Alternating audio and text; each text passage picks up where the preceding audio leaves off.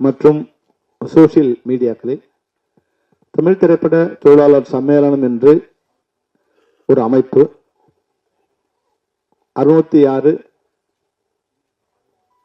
Film chamber வளாகம் சென்னை 6 என்ற அலுவலகத்திலிருந்து யார் ஆரம்பித்துள்ளார்கள் என்ற எந்த விவரம் இல்லாமல் வெளியிடப்பட்டிருந்தது. அந்த உரிமையாளரான சேம்பருக்கு நாங்கள் ஒரு கடிதம் அனுப்பி தொடர்பு கொண்டோம். இதுபோன்று தங்கள் முகவலியிலிருந்து தமிழ் திரைப்பட தொழிலாளர் சம்மேளனம் என்ற ஒரு அமைப்பு தொடங்கப்படுவதாக விளம்பரம் வந்துள்ளது. இது எங்கள் தொழிலாளர்களுக்கு எதிராக நீங்கள் ஒரு அமைப்பை உருவாக்குகின்றீர்களா என்று கடிதம் எழுதினோம்.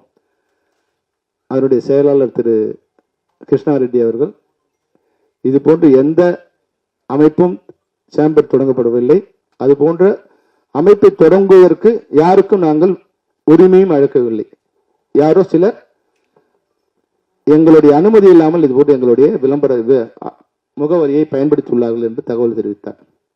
அதன் அடிப்படையில் தொடர்பு கொண்டு இந்த விளம்பரத்தை அளித்தது யார் என்று அறிந்தபோது தமிழ் திரைப்பட தயாரிப்பாளர் சங்கம் இந்த விளம்பரத்தை தந்துள்ளது என்று அறிய வந்தோம்.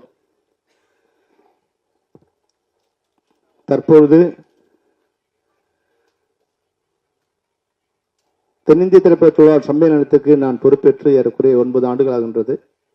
நான் பொறுப்பேற்ற போது பல்வேறு விதமான கருத்து வேறுபாடுகள், முரண்பாடுகள், சர்ச்சைகள் போன்ற பல்வேறு சிரமமான சூழ்நிலையில் நாங்கள் பொறுப்பேற்று கொண்ட பிறகு தயாரிப்பாளர் சங்கத்திற்கும் பெப்சிக்கும் இடையான அனைத்து கருத்து வேறுபாடையும் கலைந்து தயாரிப்பாளர்களுக்கு என்னவெல்லாம் நன்மை செய்ய முடியுமோ, எங்களுக்கு சிறிது நஷ்டம் ஏற்பட்டால் கூட பரவாயில்லை, தயாரிப்பாளர் நன்றாக இருந்தால் நாங்கள் நன்றாக இருக்க முடியும் என்று எங்களுடைய தொழிலாளர்களை, தொழில்நுட்ப கலைஞர்களை பேசி ஒப்புதல் பெற்று தயாரிப்பாளர்களுக்கு தொழிலாளர் தரப்பிலிருந்து அளிக்கப்பட்ட பல்வேறு விதமான நன்மைகளை உறுதி செய்தோம், சம்பள குறைப்பு உட்பட. நன்றாக சுமூகமாக எங்களுடைய உறவு தொடர்ந்து வந்தது. அதற்கு பிறகு கடந்த 4 வருடங்களாக சிறு சிறு கருத்து மோதல்கள், அதனுடைய அடிப்படை தன்மையை தரமற்ற நிர்வாகம் அல்லது புரிதல் இல்லாத நிர்வாகம், அவர்களுக்கிடையான மோதலை எங்களை வைத்து காய் நகர்த்துகிறார்கள் என்று தெரிய வந்தது.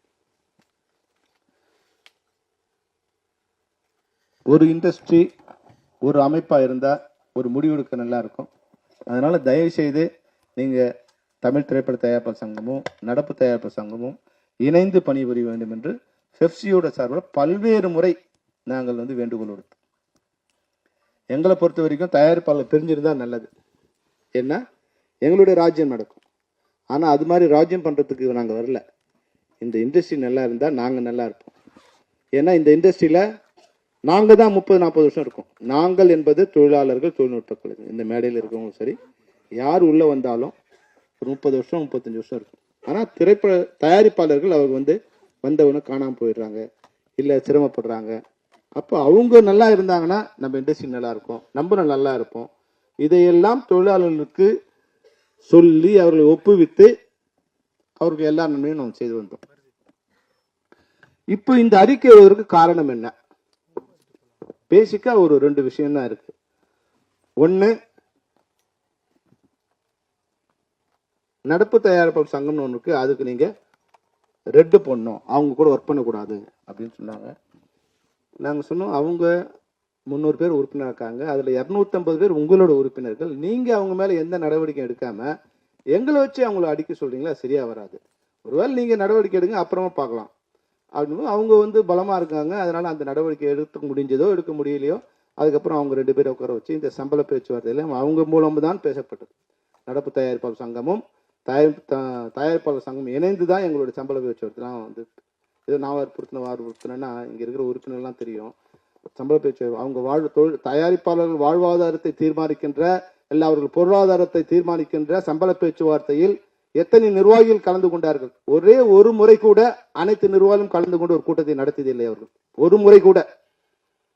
நான் கூட சொன்னேன், எங்க எலெக்ஷன்லாம் இவ்வளவு வீடு வீடா ஓட்டு கேட்டு நீங்க நிர்வாகத்து வரீங்களே, இந்த தயாரிப்பாளரோட எல்லாரோட வாழ்வாதாரத்தை பாதிக்கிற ஒரு முக்கியமான சம்பள பேச்சுவார்த்தைக்கு நீங்க யாருமே இல்லாம நாங்க யாரு கூட பேசுறது?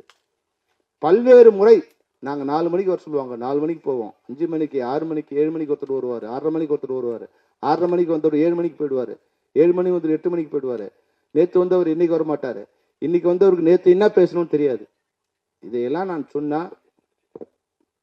நல்லா இருக்காது, நட்பா இருக்கு. அந்த அடிப்படையில நாங்க இதையெல்லாம் மனசுல சகிச்சுட்டு அப்படியே பயணம் பண்ணுவோம். அப்ப அவங்க 2 பேரும் காம்ப்ரமைஸ் பண்ணி எல்லாரும் இவங்க நடப்பு தயாரிப்பாளையும் வந்து வற்புறுத்தி கம்பல் பண்ணி நீங்களாம் ஒன்னா இருந்தாதான் நல்லது அப்படின்னு சொல்லி ஒரு சிஸ்டம் கொண்டு வந்தோம். என்னன்னா, தயாரிப்பாளர் சங்கம் தலைமை சங்கம், அந்த சங்கத்தின் மூலமாக அனைத்து அமைப்புகளும் தயாரிப்பு அமைப்புகளும் ஒரு பரிந்துரை கடிதத்தை தயாரிப்பாளர் சங்கம் வழியாக பெப்சிக்கு அனுப்ப வேண்டும். பெப்சி அவர்களுக்கு தொழில் ஒத்துழைப்பு வழங்க வேண்டும்.